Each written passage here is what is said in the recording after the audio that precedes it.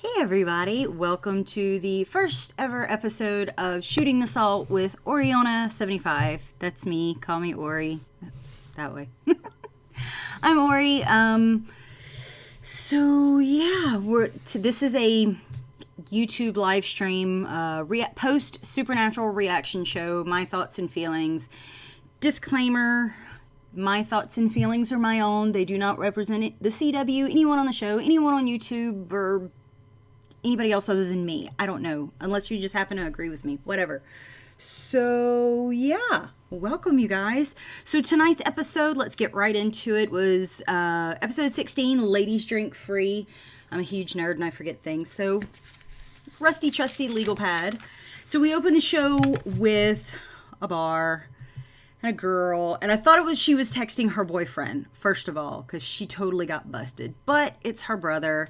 And of course they take off to the creepy woods. Now I have to say, I liked the whole, this is just like a horror movie, blah, blah, blah. You know, it's like, thank you for going there, because, yeah, it kind of is.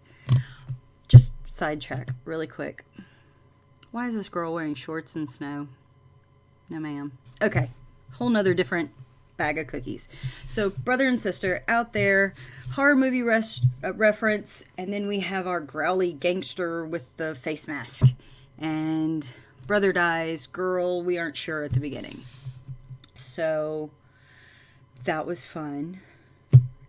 And then we get to the British Men of Letters temporary bunker and the long, uncomfortable silence.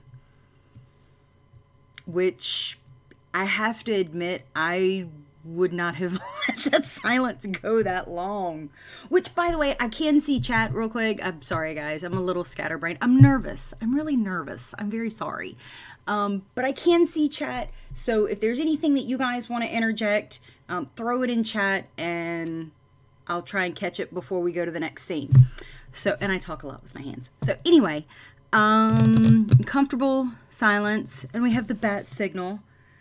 I have to say, I liked the British Men of Letters do have a school to learn all this. They're not throwing people out there. I think that's a very responsible thing that the American chapter could definitely benefit from, which brings me to Professor Dean and Sam, which is a whole nother bag of cookies that we just don't have time to get into tonight.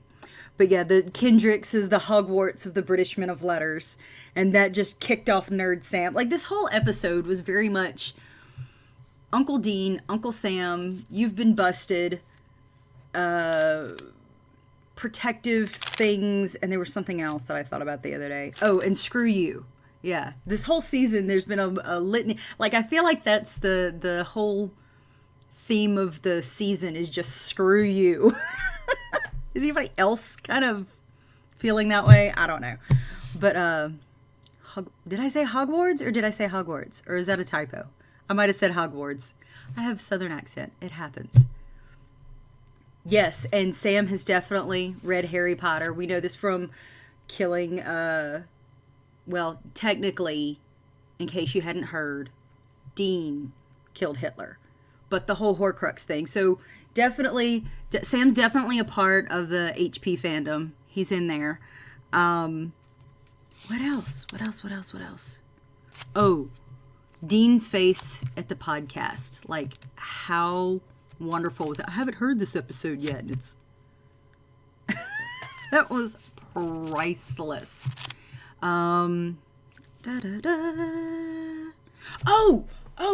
This. So there's been a lot of scuttle around the Tumblrverse fandom about loopholes that the British Men of Letters seem to be missing, with them killing Magda, which we'll come back to in a second, but them killing first, and not even asking questions later, just, you know, taking people out and whatnot.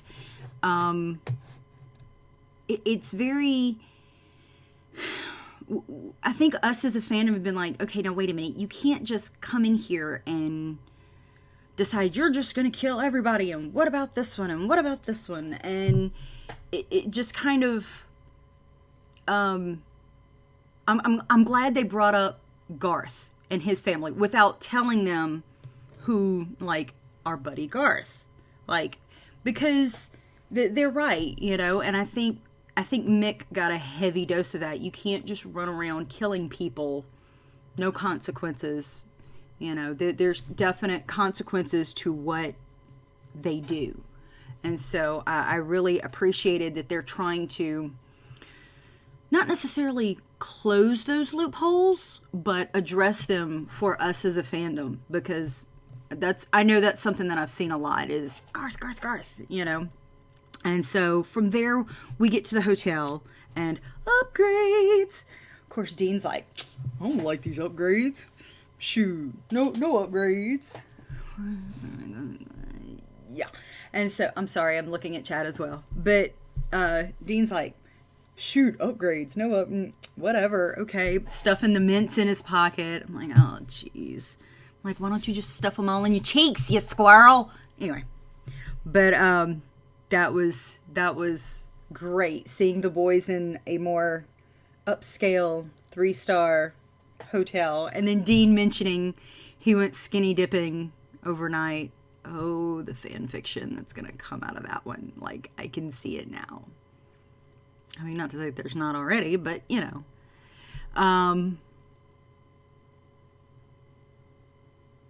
So then we have, Dean's lies about, I got better sleeping, baby, but he's not going to give him the satisfaction. I'm like, please. Okay, let me just say, I went to the convention in Houston a couple months ago, and someone had a replica of baby there, and I'm going to be careful how I say this, or this is going to come back to bite me later. I got a look at the size of the seating within a 67 Impala. I'm sorry, my hair's just kind of bugging me right now. I got a look at the size of the seating in a 67 Impala, and I have some bones to pick with that, and the size of our favorite gentleman. I'm just saying, like, I don't see, first of all, how Dean and Anna, or Sam and Piper, especially just considering Sam. And then there's the whole scene in Baby where the boys are sleeping there head to toe, front and back. Like, Sam's feet have to be hanging like 3 feet out the window. Like, and there's no leg room front to back. Like, I don't get how any of that is comfortable. So anyway, so yeah. And so then we get to the hospital and we have Dr. Buckingham, like the palace, or Lindsay Buckingham, Fleetwood Mac, assuming that he's going off of the typical Dean and Sam 70s rock stars. So it could go either way. Oh, and then the boys talking to Mom, the Bigfoot truthers. I was like, ghost facers? Like, or this, I swear, this just popped in my head. What if the ghost facers, they got tired of chasing ghosts and now they're chasing Bigfoot, and so now they're called the Bigfoot truthers? I don't know. I'm random crap. Oh, and then we have Claire. Claire's back. Yay! I loved Claire this episode. Catherine Newton did a wonderful job. And we see text between her and Jody, which I thought was great. And then the call from Dean. Oh, there's a bear! And she said she immediately knew who it was, which makes me wonder, like, have there been, well, if he's shocked to know that she's hunting, that would mean that they probably haven't stayed in close communication. At the same time, though, I kind of wonder if they have, because she just kind of knew their voice right off the drop. And so I think maybe there's been some telephone communication between Dean and Sam and Claire since we last saw her, which was a very uncomfortable family conversation at the table. Oh, I'm sorry. I had to figure out what my own note was here. It's like, grabby. Why did I write grabby? And I was like, oh yeah, Nick Tat guy was awful grabby. And then immediately it's protective Uncle Dean. And so that was awesome. And then referring to Mick and Sam as nerd soulmates. Yeah. Yeah. And then we get a little taste of protective Uncle Sam as well. And so, which is really weird to say because never mind. So, and then Mick sneaks off. Oh, I'm going to bed. I'm like, dude, it's 6 o'clock. Look, I'm old and sleepy. Even I don't go to bed at 6 o'clock. Now I might take a nap and wake up at 6 o'clock, but yeah, that's a little sketch. No, I did not blank on Sam's name, Rachel. Jeez. I didn't. Stop it. I didn't. Okay, so then we have commercial break. And I'm going to catch up on chat really quick. Samet, my lovely Samet. Jensen and Jared said it was super uncomfortable, referring to baby and whatnot. He said they had to bend in half almost. I get that. Like, even I was, and I'm, just as point of reference, I'm 5'3", 5'4" on a good day without shoes. And even I'm going, there's no leg room in this thing. Like, how? Do I really want to know how? I don't think I do. So, Steph, I'm not even going to talk to you. This is what happens when you tell your friends you're doing a live stream. They show up and they're wonderful and they pick on you. That's what happens. Which there will be a lot of that for the rest of this season and these shows.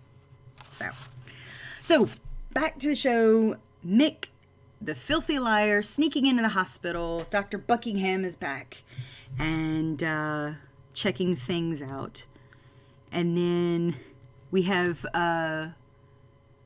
Dean and Sam heading to... Oh, Claire and Sam heading to talk to the friend, and poor Sam being called an old skeezer.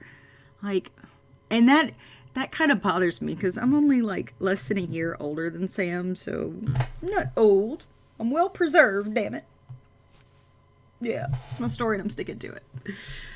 So we have that, and then Dean and Mick heading off to the bar to talk to the bar guys, and Mick just digs his hole deeper.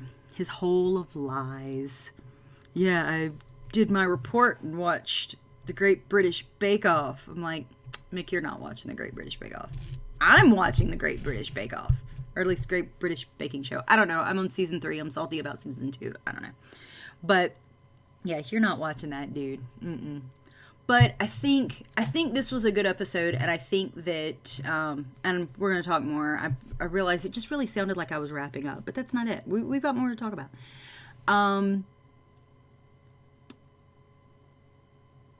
He's just digging his hole deeper, but I think this was good because I think Mick needed this. Mick strikes me as the guy that has been sitting in the office giving orders way too long. And it's time he got his hands dirty. It's time that he sees the other side of the desk and what it's really like having to make those judgment calls. Like, it's one thing to do it on the fly, or tell Ketch to go do it. Whole different bag of cookies when you're faced with it and you have to look that person in the eye and do it yourself. But anyway, we're going to get back into that in a second. More protective Uncle Dean with the interview of Senior Neck Tattoo. I don't know why I'm calling him that, but that's his name now, Senior Neck Tattoo. So, and actually Rachel is asking in the chat how old we think Claire is. And someone says 18, but however, I think she dropped out of school, but she's saying that Kat Ramdean's Alex, is in nursing school. So it makes me think that she's just a little bit older, because when we saw them earlier in, or last season, end of last season. Sorry, I'm getting my seasons mixed up here. Claire was in school. No, Alex was in school. Claire was not. So, like, I just have this feeling that Claire is technically older than Alex. And Alex was, like, in her senior year. Or they're right around the same age. I think they're very close. So I think we obviously know she's not 21 because Dean wouldn't let her drink. So I'm thinking somewhere closer to 19, 20 maybe. And if she's looking into college, maybe 18, 19, somewhere in there. I'm sorry, guys. Oh, goodness. So we've got that. We've got back to interview, protective Uncle Dean, threatening senior neck tattoos, which I like to see, because I'm pretty sure, other than the Amazon incident seasons ago, I don't think we'll ever see the guys with kids. So I think they've kind of adopted Alex and Claire as little sister, niece type deal. And so it kind of, I like seeing that protective, streak in the guys. So I like that. I like it a lot.